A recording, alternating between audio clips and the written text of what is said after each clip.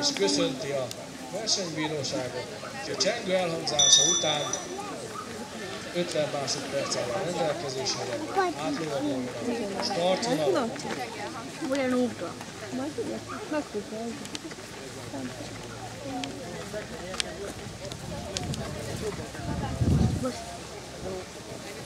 Erről nem Az első Olyan hibátlan, oldalról volt.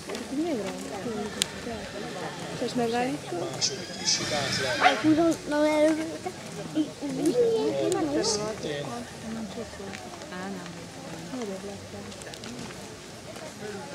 Negyedik szintén Ló hibátlan. levegőben van, jaj. Ötödik is hibátlan. Második. 6AB hibátlan, és már csak egy akadály van hátra. Ó, az a kokkus. Ez is hibátlan. Az idő eredménye 45,63 másodperc, és egy hibátlan lovaglást láttunk.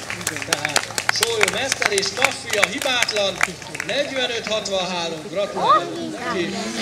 Már is itt van a következő versenyző, Németh Georgina Dendisszel.